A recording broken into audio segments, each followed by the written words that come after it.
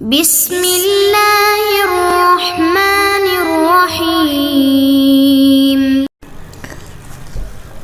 بسم اللہ الرحمن الرحیم الحمدللہ رب العالمین والصلاة والسلام علی سید الانبیاء والمرسلین وعلی آلہ وصحبہ اجمعین۔ السلام علیکم ورحمۃ اللہ وبرکاتہ۔ عزیز طلبہ، آج ہم المرقات کا سبق نمبر 25 پڑھیں گے اور ہمارے آج کے سبق کا عنوان ہے ترتیب کے اعتبار سے نو کے اقسام۔ آئیے پہلے ہم آج کے سبق کی عبارت اور اس کا ترجمہ سماعت کرتے ہیں۔ فصل فی ترتیب الانواع، اعلم ان الانواع قد تترتب متنازلة، فالنوع قد يكون تحته نوع ولا يكون فوقه نوع فهو النوع العالی، وقد يكون تحته نوع وفوقه نوع وهو النوع المتوسط، وقد لا يكون تحته نوع ويكون فوقه نوع وهو النوع السافل، ويقال له نوع الانواع۔ یہ فصل ہے انواع کی ترتیب کے بارے میں۔ آپ جان لیں کہ انواع کبھی گاہے مترتب ہوتی ہیں متنازلاتن، یعنی نزولی اعتبار سے، پس نو کبھی اس کے نیچے نو ہوتی ہے اور اس کے اوپر کوئی نو نہیں ہوتی، اس کو نو عالی کہا جاتا ہے، اور کبھی نو کے نیچے نو ہوتی ہے اور اوپر بھی نو ہوتی ہے اور اس کو نو متوسط کہتے ہیں، اور کبھی نو کے نیچے نو نہیں ہوتی اور اس کے اوپر نو ہوتی ہے اور اس کو نو سافل کہا جاتا ہے اور اس کو نو الانواع بھی کہا جاتا ہے۔ سبق کی عبارت اور اس کا ترجمہ سماعت کر لینے کے بعد آئیے ہم اب عبارت کی وضاحت سمجھتے ہیں۔ پیچھے آپ نو کی تعریف پڑھ چکے ہیں کہ نو اس کلی کو کہتے ہیں جو ایسے کثیر افراد پر ما ہوا کے جواب میں محمول ہو جو متفقۃ الحقائق ہوں، جیسا کہ اس کی مثال انسان ہے، کیونکہ انسان کا زید، عمر، بکر وغیرہ پر حمل ہوتا ہے اور ان سب کی جو حقیقت ہے وہ حقیقت ایک ہے، یعنی حیوان ناطق۔ تو یہ متفقۃ الحقائق کثیر افراد پر ما ہوا کے جواب میں محمول ہوتی ہے، اس لیے انسان یہ نو ہے۔ نو کی تعریف کے بعد اب یہاں سے مصنف نو کی تقسیم کرتے ہیں۔ نو کے کئی تقسیمات آئیں گی، یہ تقسیم ہے باعتبار ترتیب کے۔ انواع کی ترتیب سے پہلے آپ یہ سمجھ لیں کہ اس کائنات میں جو کلیات پائی جاتی ہیں تو وہ یہ کلیات ہیں، وہ کہ سب سے اوپر ہے جوہر، جوہر کے نیچے جسم مطلق، پھر جسم نامی، پھر حیوان اور پھر انسان۔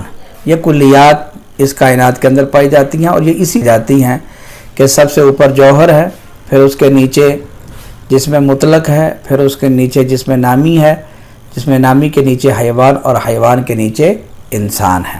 اب آئیے ہم ترتیب کے اعتبار سے انواع کی اقسام جانتے ہیں۔ تو جس طرح آپ نے پیچھے دیکھا کہ جنس میں جو ترتیب ہوتی ہے وہ ترتیب صعودی ہوتی ہے، یعنی نیچے سے اوپر کی طرف، کیونکہ جنس یہ عموم کا تقاضا کرتی ہے اور عموم یہ نیچے سے اوپر کی جانب جب ہم جائیں تو عموم کے اندر اضافہ ہوتا ہے، اور نو چونکہ خصوص کا تقاضا کرتا ہے اس لیے نو کی جو ترتیب ہوتی ہے یہ ترتیب نزولی ہوتی ہے، یعنی اوپر سے نیچے کی جانب۔ تو ترتیب کے اعتبار سے نو کے 3 قسم ہیں، نو عالی، نو متوسط اور نو سافل۔ متوسط اور نو سافل۔ وجہ اثر یہ ہے کہ نو 3 حال سے خالی نہیں ہوگی، یا تو نو کے نیچے نو ہوگی، اوپر کوئی نو نہیں ہوگی، یا نیچے کوئی نو نہیں ہوگی، اوپر کوئی نو ہوگی، یا نیچے بھی نو ہوگی اور اوپر بھی نو ہوگی۔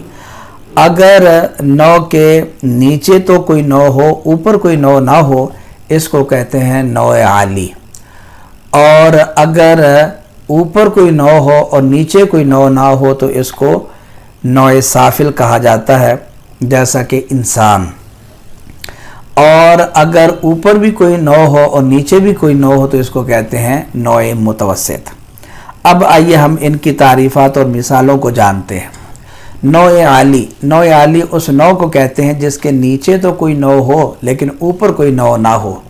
اس کی مثال ہے جس طرح کہ جسم مطلق، کیونکہ جسم مطلق کے نیچے انواع ہیں، جسم نامی، حیوان اور انسان، لیکن اس کے اوپر کوئی نوع نہیں ہے کیونکہ اس کے اوپر جوہر ہے، اور جوہر یہ نوع نہیں بلکہ جنس ہے۔ نوع متوسط، نوع متوسط اس نوع کو کہتے ہیں جس کے اوپر بھی کوئی نوع ہو اور نیچے بھی کوئی نوع ہو۔ اس کی مثال ہے جسم نامی اور حیوان، کیونکہ ان کے اوپر بھی نوع ہے، جسم نامی کے اوپر جسم مطلق ہے اور نیچے حیوان ہے، اور حیوان بھی نوع متوسط ہے کیونکہ اس کے اوپر بھی نوع ہے یعنی کہ جسم مطلق اور جسم نامی، اور نیچے بھی نوع ہے یعنی کہ انسان۔ اس لیے ہم جسم نامی کو اور حیوان کو نوع متوسط کہیں گے۔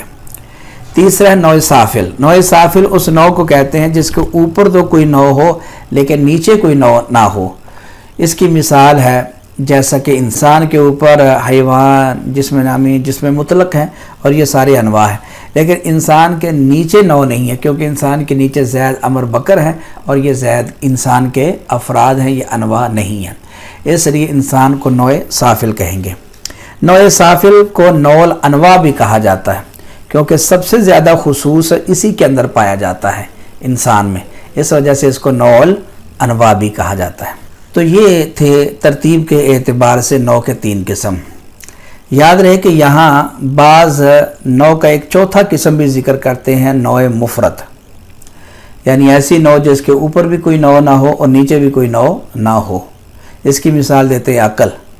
عقل یہ نوع مفرد ہے کیونکہ، اور یہ صورت میں کہ جب ہم اس اوپر جو جوہر ہے اس کو نوع تسلیم نہ کریں بلکہ جنس تسلیم کریں، تو پھر یہ عقل، اس کے اوپر بھی نوع نہیں ہے، نیچے بھی نوع نہیں ہے، اوپر نیچے بھی نوع نہیں ہے، اوپر جوہر ہے اور جوہر نوع نہیں بلکہ اس کو ہم نے جنس تسلیم کیا ہے، اور اس کے نیچے تو بالکل کوئی شے ہے ہی نہیں، اس وجہ سے عقل کو نوع مفرد کہا جائے گا۔ اب سوال یہ ہوتا ہے کہ مصنف نے اس قسم کو کیوں ذکر نہیں کیا؟ تو اس کا جواب یہ ہے کہ چونکہ مصنف ترتیب کے اعتبار سے ذکر کر رہے ہیں نوع کے اقسام، اور یہ جو نوع مفرد ہے یہ ترتیب میں نہیں آتا، کیونکہ ترتیب میں جو چیز ہو تو وہ ترتیب میں وہ شے ہوتی ہے کہ جس کے آگے بھی ہو، پیچھے بھی ہو، یا آگے ہو یا پیچھے ہو کوئی شے ہو، اس کو کہا جاتا ہے کہ وہ ترتیب میں ہے۔ جس طرح کی کتابیں آپ الماری کے اندر آپ نے، لائبریری کے اندر آپ نے ایک ترتیب کے ساتھ رکھی ہوئی ہیں، تو یہ ترتیب کا مطلب یہ ہے کہ ان کے آگے کوئی شے ہے یا پیچھے ہے، یا آگے بھی ہے اور پیچھے بھی ہے، یہ ترتیب ہوتی ہے۔ تو چونکہ جو نوع مفرد ہے یہ ترتیب میں نہیں آتا کیونکہ نہ اس کے اوپر کوئی نوع ہے اور نہ ہی اس کے کوئی، اس لیے مصنف نے یہاں نوع مفرد کو ذکر نہیں کیا۔ عزیز طلبہ، یہ تھا ہمارا آج کا سبق۔ آج کے سبق کے اندر ہم نے ترتیب کے اعتبار سے نوع کے 3 قسم پڑھے۔ امید ہے کہ آپ آج کا سبق سمجھ گئے ہوں گے۔ آپ سے گزارش ہے کہ آپ نوع عالی، سافل اور متوسط ان کی تعریفات اور مثالوں کو ذکر کرتے ہوئے مثالوں کو تعریفات کے اوپر منطبق کریں۔ اللہ تعالیٰ سے دعا ہے کہ اللہ تعالیٰ ہمیں علم نافع، عمل صالح کے ساتھ اخلاص کی دولت بھی عطا فرمائے۔